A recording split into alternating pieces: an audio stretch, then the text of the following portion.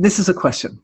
When a relationship is like a drug and you know it's not healthy, but you keep craving it and you can't let it go, why is that happening? Is it karmic? Oh, this is such a great question. And I have such a great answer. I mean, anyway, I have an answer. Thank you for this great question. Yeah, it's really fulfilling to talk about this. It's one of my favorite things. So sometimes a relationship, like a crush, right? Like a crush. When in a crush, it's like part of the being knows that is never going to happen. Never in a million years is that going to happen. There are two things about that. Yeah, that also brings in the question of, I'm going to reframe the question just a little bit so that we can get into a real meaty answer here, juicy answer.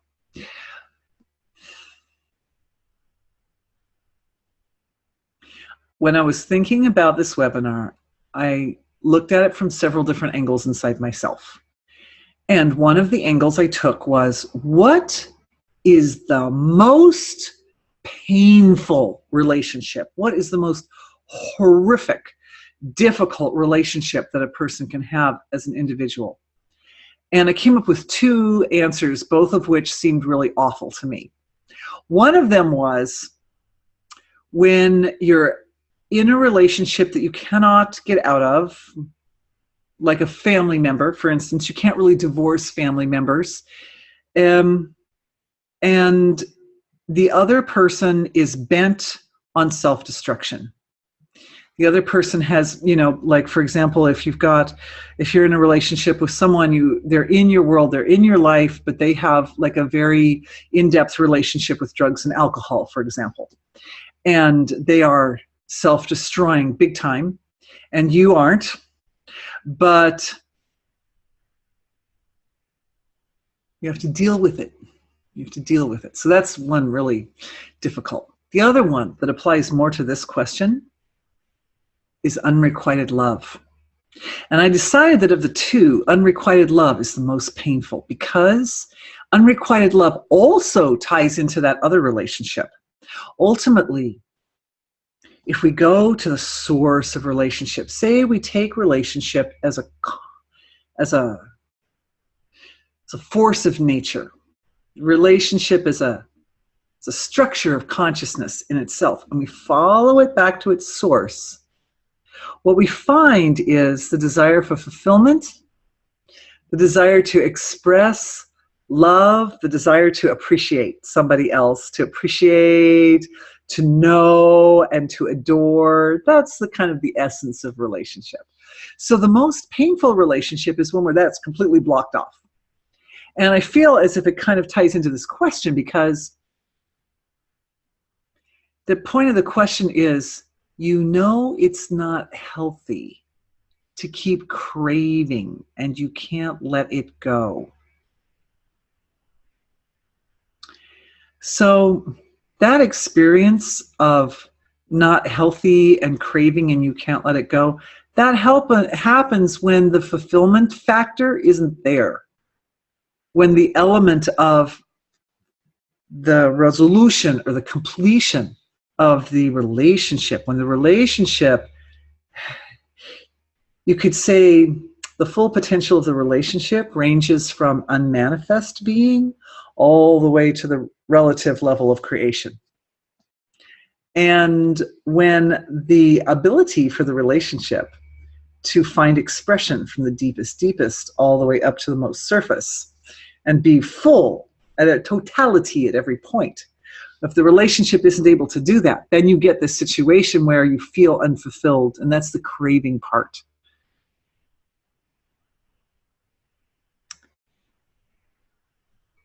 Okay. Can't let it go. In this quick question, there's a part of you can't let it go. There was a research study that was done on rats way back in the day. And in this research study, electrodes were placed inside the rat's brain in specific locations associated with bliss, like pleasure center, dopamine center, or something like that. And then the wire was attached to a button that the rat had access to. You can imagine what happens. The rat goes over and just pushes the button, pushes the button, pushes the button, and they stop sleeping and they stop eating and they push the button, they stop everything because it's too much bliss to be on that button.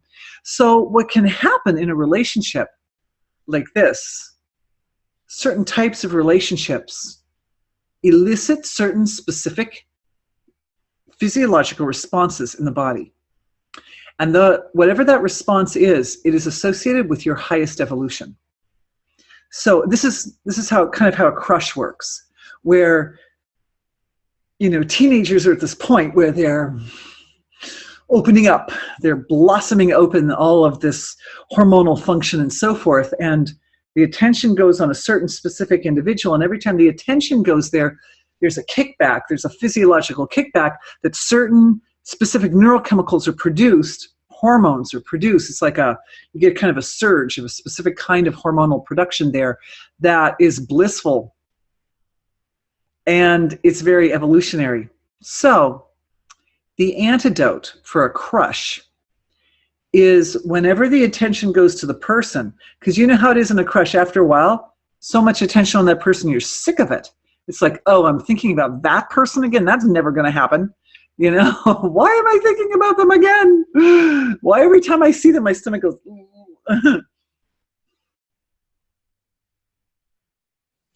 awareness. We want to shift awareness.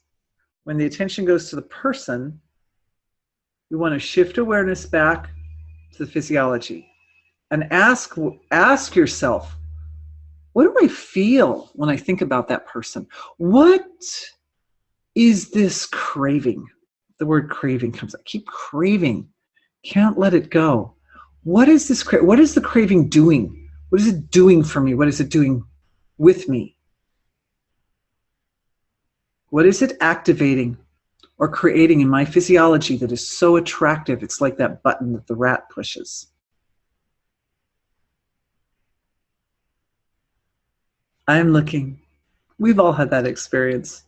Everybody's had it. What I see is an activation in the dopaminergic pathways, which is a particular, oh, that was a big word, wasn't it? Sorry, let me slow that down. An activation in certain neural pathways connected to, and I almost brought up a visual for you guys on this, but can my team please make a note to add a visual for this particular visual dopaminergic pathways? Just spell it phonetically for now. We'll make sure it gets in the follow-up letter from the webinar. But because it's good to see it. It's really good to see where these pathways are. But they start down kind of in the brainstem. Back here, there's some little organs right there that produce specific neurochemicals that are extremely blissful. They go right past the amygdala and the nucleus accumbens, which are the pain and pleasure centers. They go past the pathways, go past the hypothalamus, which is in charge of how you feel. You really, in your body, like it's the inner feeling, right? Hypothalamus is how I feel inside my body.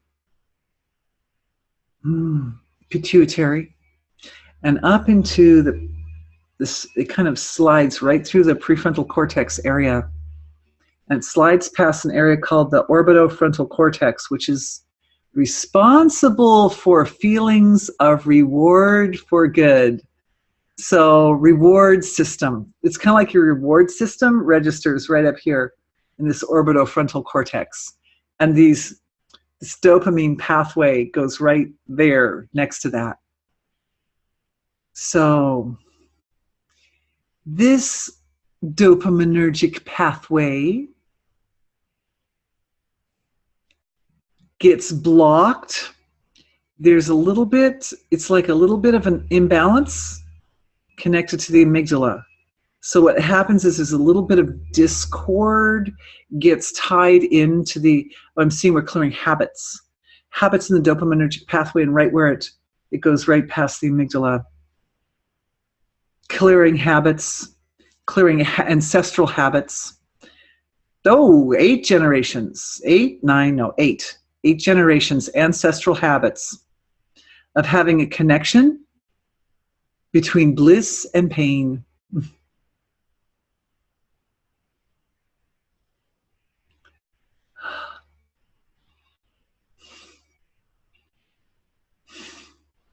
Okay, this is very interesting.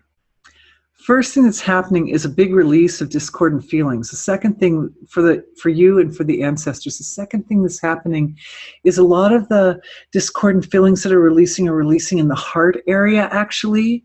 And in the last webinar, I believe we did some upgrade and some work specific on the heart itself physically. We're extending that work today by doing further work on the heart, the physical heart, particularly with regards to the way in which nerves in the heart, the whole nervous network of the heart, is structured.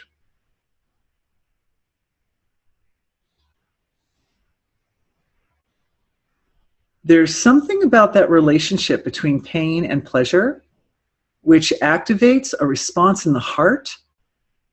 It's so interesting. Now, I'm not a medical person, so I see stuff inside the body, but I don't always know exactly detail of it. But I can tell you that what I'm seeing is that the heart has this capacity or potential to produce what looks to me like some kind of hormones. That there's some sort of hormonal element connected to heart functioning. And I mean the physical heart. It also is connected to the heart center, the heart chakra, but in this case, this has to do with the organ itself.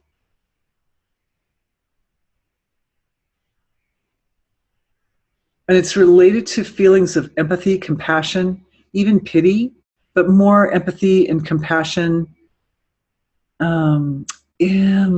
even more the ability to see from another person's point of view, which is basically empathy is that. But I would say an advanced form of being able to perceive or see from another person's point of view in the heart. And it's activated, or there's been a habit for like all these 8 generations. Now it looks like it's going back 9 generations. We're working. It probably goes back farther than that, but in the energy healing, sometimes we only need to go back so far to get the work done. But there's a relationship between seeing someone else suffering and an activation of qualities, very poignant, very sort of deep-seated qualities of love. And that kind of makes sense as a parent, you know, because like a mother is wired to respond when her child cries, you know, like that.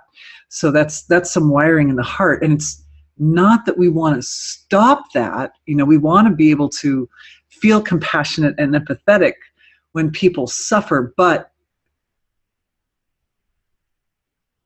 the important thing is to not be dependent upon that.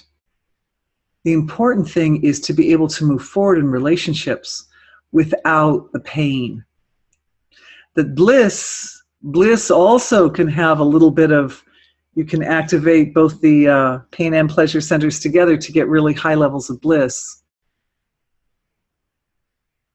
So this is I feel like we're splitting hairs here. But what we're doing, what's happening is there's a adjustment that took place in the brain in these dopaminergic pathways, and that caused an adjustment to take place in the heart chakra to support the ability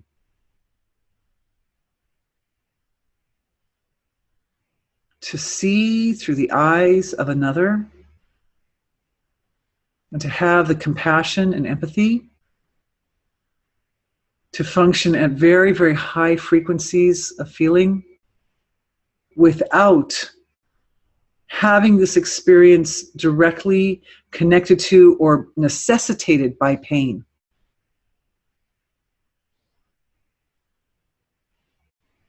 In other words, we're going for the bliss without the old habit of the pain that sometimes precedes it. Purification, probably always, because that's super evolutionary, but it doesn't have to be painful.